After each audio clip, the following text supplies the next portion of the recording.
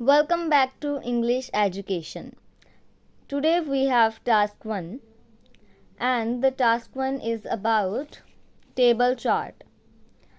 Today we are going to do table chart and it is about sales of fair trade labeled coffee and banana we have 2 years 1999 and 2004. Okay.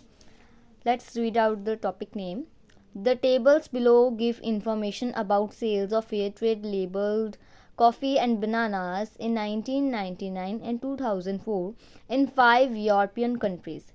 5 European countries में 2 years जो दिए गए हैं उन 2 years में इन 5 कंट्रियों में coffee और बनाना की सेल्स, ठीक है, उसका कंपैरिजन बताया गया है. ठीक है, कैसे उनकी सेल्स रही.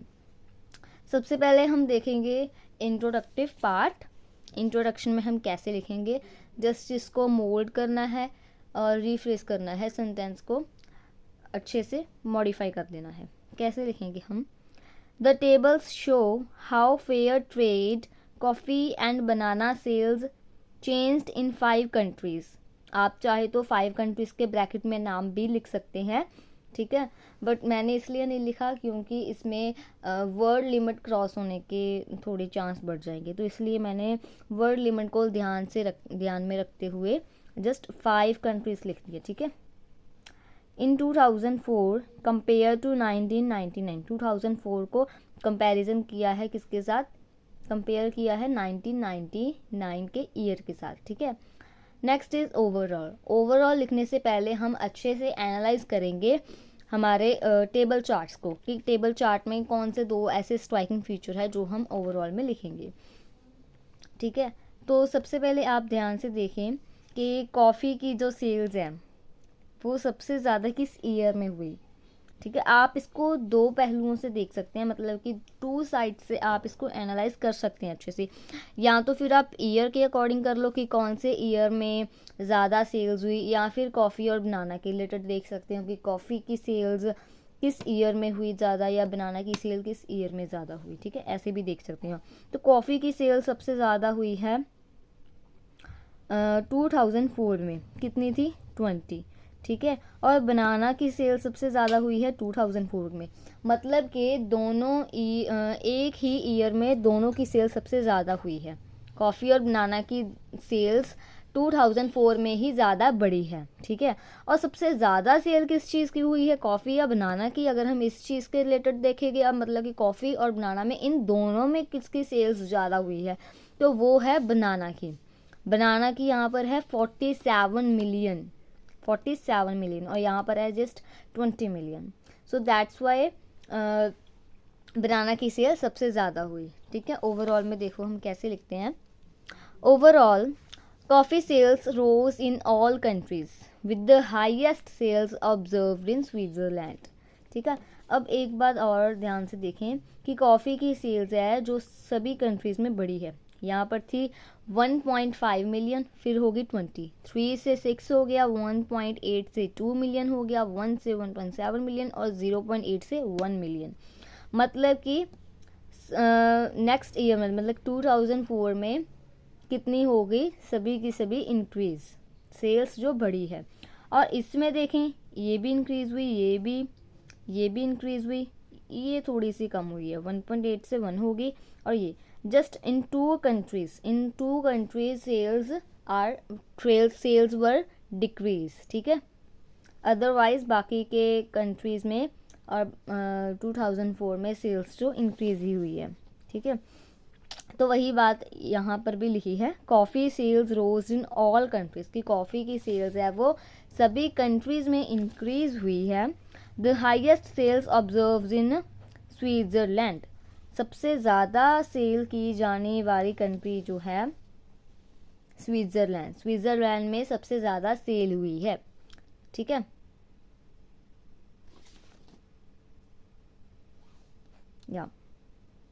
यहाँ पर एक minute. Next is banana sales also rose in all. Banana की जो सेल्स है वो भी सभी कंट्रीज़ में इंक्रीज़ हुई. बट 2 कंट्रीज़, बट जो 2 कंट्रीज़ है उनमें नहीं हुई, 2 कंट्रीज़ में डिक्रीज़ हुई है। Were highest in the UK, UK में सबसे ज़्यादा सेल थी, ठीक है, 47। नेक्स्ट इज़, अगर हम बात करें BP1 की, BP1 में आप अगर देखें तो अकॉर्डिंग टू द ईयर भी लिख सकते हैं, और अगर आप चाहे तो बनाना की सेल्स या फिर कॉफ़ी की सेल्स के रिलेटेड भी लिख सकते हैं। Okay, first BP, in 1999 the most significant coffee sales 3 million euros were reported in Switzerland, ठीक है। 1999 में सबसे ज़्यादा जो सेल है कितनी थी, 3 मिलियन, सबसे ज़्यादा 1999 में 3 मिलियन थी, ठीक है। यहाँ पर देखें 1.5 मिलियन, 3 मिलियन, 1.8 मिलियन, 1 मिलियन और 0.8 मिलियन 1999 में स्विट्ज़रलैंड में सबसे ज़्यादा सेल्स थी, ठीक है। एंड उसके बाद क्या हुआ, एंड दे डबल्ड इन 2004 में वो डबल होगी, 3 से कितनी होगी, 6 होगी। The figure for UK was originally 50% lower than that for Switzerland 1.5 million.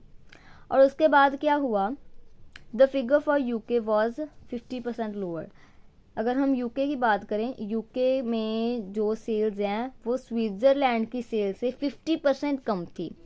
Switzerland से हमने इसको कंपैरिजन किया, ठीक है, 3 से हाफ हो गया, 3 का हाफ हुआ 1.5, ठीक है। While sales in Denmark were slightly higher 1.8 million. और अगर हम बात करें डेनमार्क की जो सेल्स है वो हल्की सी उससे ज़्यादा हुई, 1.5 से 1.8, मतलब कि स्लाइटली हाइयर, थोड़ा सा ज़्यादा। However, while the former rose dramatically to 20 million, 2.0, yeah, while the former rose dramatically to 2.0 million, ठीक है, हल्का सा थोड़ा सा और इंक्रीज हुआ 2.0 million. The latter remained relatively stable, और उसके बाद जो सेल्स थी वो स्टेबल रही। There was little difference between the figures for Belgium 1 million and Switzerland 0.8 million। Belgium और स्वीडन में, बेल्जियम और स्वीडन की जो सेल्स हैं उनमें थोड़ा सा ही फ़र्क है, बेल्जियम और स्वीडन की सेल्स में थोड़ा सा ही फ़र्क है, यहाँ पर 1 है और यहाँ पर 1.7 मिलियन, ठीक है, और यहाँ पर 1 है, यहाँ पर 0.8 मिलियन, मतलब कि दोनों ईयर्स में ही दोनों कंट्रीज़ में बहुत थोड़ा सा डिफरेंस है। नेक्स्ट इज BP2, एक लाइन रह गई। And both experience noticeable increase to 1.7 million and 1 million respectively, ठीक है। नेक्स्ट उसके बाद हमने फिगर्स यहाँ पर लिख दी है कि 1.7 मिलियन है और 1 मिलियन है। कितनी है बेल्जियम की, 1.7 million and Switzerland 1 million. Next is banana sale. BP2 में हम लिखेंगे बनाना सेल के बारे में। UK had the highest banana sales in both year as they rose over 3-fold from 15 million euros to 47 million. यहाँ पर क्या बताया गया है कि यूके में सबसे ज़्यादा सेल्स थी, 1999 में सबसे ज़्यादा सेल थी यूके में, और उसके बाद क्या हुआ, वो 3 गुना ज़्यादा बढ़ गई 2004 में, 47 मिलियन हो गई, ठीक है। और उसके बाद क्या हुआ, Switzerland sales were originally almost twice as high as those of Denmark 1 and 0 million respectively, 0.6 million respectively, ठीक है। उसके बाद क्या हुआ, स्विट्ज़रलैंड की जो सेल्स हैं, ठीक है, स्विट्ज़रलैंड की जो सेल्स हैं वो इससे बहुत ही ज़्यादा डिफरेंस से कम हुई, जैसे कि यहाँ पर लिखा है डेनमार्क, स्विट्ज़रलैंड और डेनमार्क की बात कर रहे हैं, 1 मिलियन और 0.6 मिलियन, ठीक है। इसकी सेल्स भी इंक्रीज़ हुई और इसकी सेल्स भी इंक्रीज़ हुई। तो यहाँ पर हमने क्या कर दिया, मेंशन कर दी फिगर 1 एंड 6 0.6 मिलियन रिस्पेक्टिवली, ठीक है। मतलब कि स्विट्ज़रलैंड की 1 मिलियन, डेनमार्क की 0.6 million. Next is and both surged, मतलब कि दोनों की दोनों इंक्रीज हुई, कितनी होगी, reaching 5.5 and 4 million. There was little difference between the figures for Sweden and Belgium, ठीक है। स्वीडन एंड बेल्जियम में बहुत थोड़ा सा फ़र्क है, जस्ट 2 एंड 1.8 मिलियन। कितना है यहाँ पर, 2 एंड 1.8 मिलियन यहाँ पर, ठीक है। दोनों में थोड़ा सा फ़र्क है।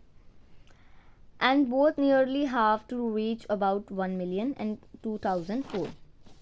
कितनी हो गई, 2004 में दोनों की 1 मिलियन हो गई। बस यहाँ पर थोड़ा सा ही डिफरेंस है, इसलिए यहाँ पर लिखा है नियरली हाफ्ड, ठीक है। यहाँ पर लिखा नियरली हमने इसलिए लिखा क्योंकि यहाँ पर 0.9 मिलियन है और यहाँ पर 1 मिलियन है, ठीक है। तो यहीं पर हमारा टास्क ख़त्म होता है। आप एक बार ध्यान से चेक कर ले, PP1 और हियर इज PP2।